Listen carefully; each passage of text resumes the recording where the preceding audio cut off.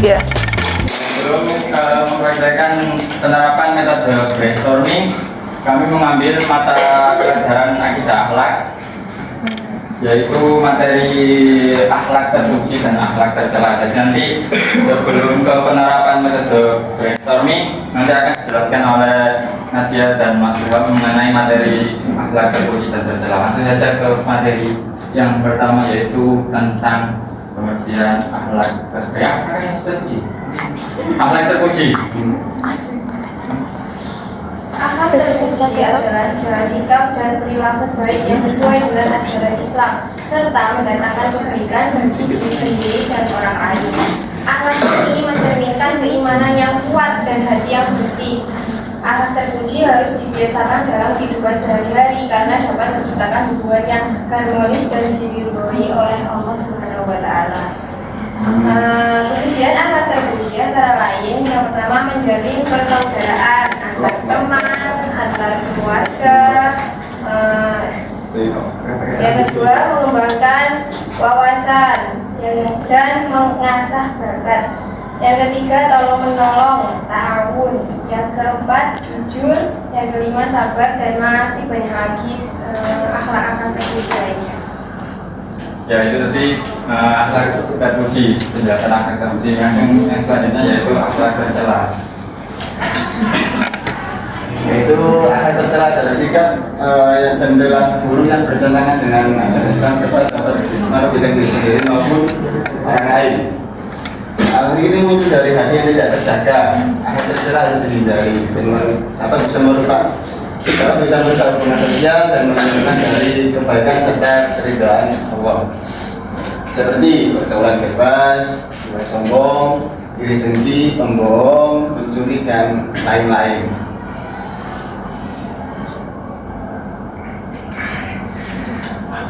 Ujian masih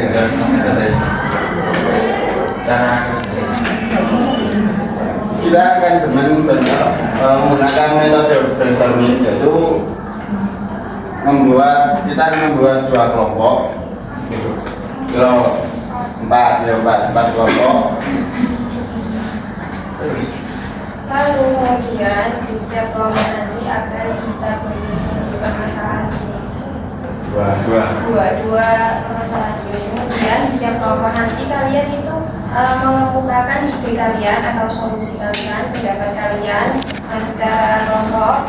Terus nanti ide tersebut diungkapkan, kemudian ditarik satu kesimpulan. Kemudian Paham? Intinya itu setiap kelompok itu perwakilan mengemukakan pendapat, perwakilan. ide atau solusinya. Jadi nanti mungkin durasi waktu 1 menit lah untuk diskusi. Ini kan brainstorming, cepet. Iya. Kecepatan. Cukup masuk akal. Banyak. Ya. 1 menit cukup. Cukup. Oke, siap. Oke. Untuk kelompoknya langsung saja berhitung kayak biasanya 1 sampai 4. 2. Untuk contohnya, kelompok 1 meningkatkan akhlak baik. Bagaimana cara Muslim dalam meningkatkan akhlak baik dalam kehidupan sehari-hari? Nah, kita mengemukakan pendapat kita, yaitu gimana caranya. Jadi berbaik apa jenenge berbaik orang lain. Nah, itu kan bisa meningkatkan akhlak kita juga. Terus yang kedua yaitu akhlak buruk, menghindari akhlak buruk, Tidak berbohong. tidak berbohong, terus tidak menyakiti lah dan sejenisnya.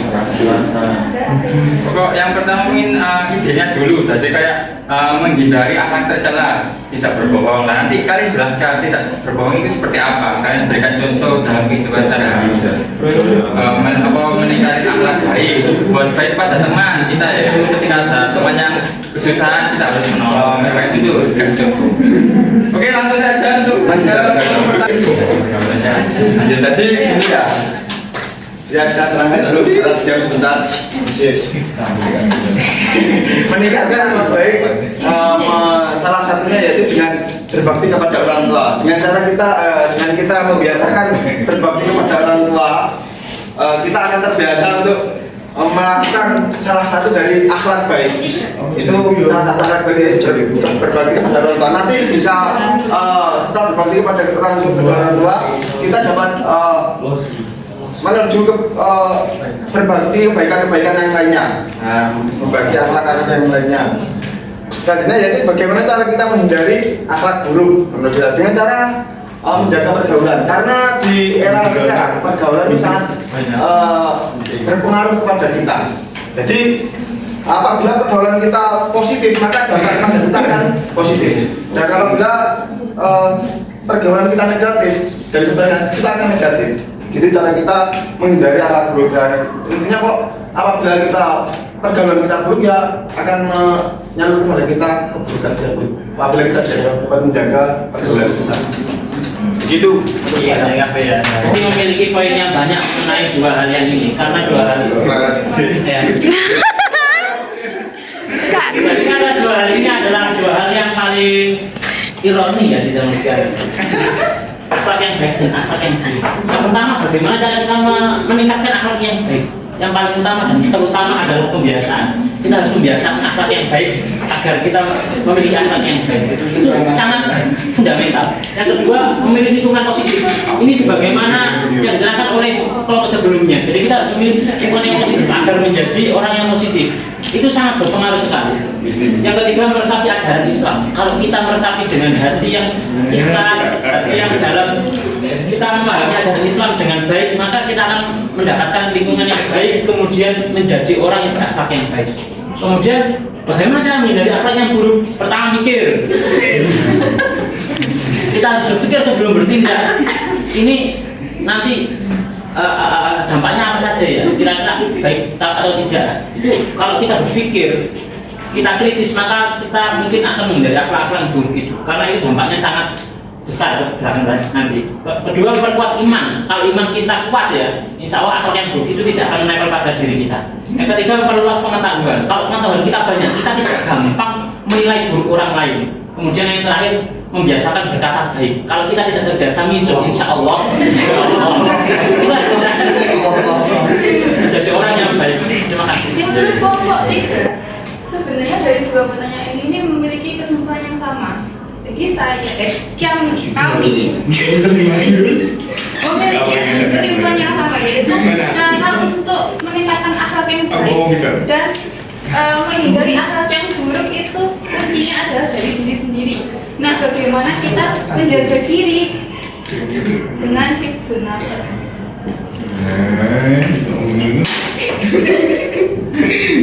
Karena hifdzun nafas ini sudah menyatu seluruh garis jiwa, jasmani, rohani kita.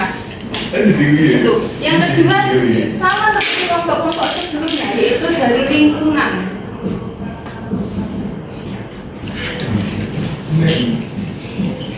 Dari lingkungan lah kita itu bertumbuh, kita memiliki kebiasaan yang baik, yang buruk itu berasal dari lingkungan. Ya, pokok begitulah intinya dari dua pertanyaan ini jawabannya. Itu. Kanjeng Nabi itu aku diutus di dunia ini untuk memperbaiki akhlak. Jadi yang pertama untuk meningkatkan akhlak yaitu meluruskannya. Jadi kalau mau menjadi lebih baik ya kita berniat saja. Lalu melakukan perbuatan yang baik walaupun itu perbuatan yang kecil nggak masalah. Yang kedua, menghindari akhlak buruk.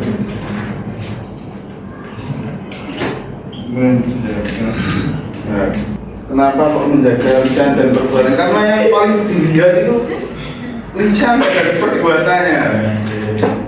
Wong nyawang itu gampang sih jalan. Wah, hari mau kelakuannya welek, omongannya welek. Jadi ya contoh penerapan metode Ganjil yaitu mengumpulkan ide-ide atau solusi-solusi yang kreatif sebanyak mungkin tanpa mempertimbangkan apakah ide tersebut realistis atau tidak. Nah itu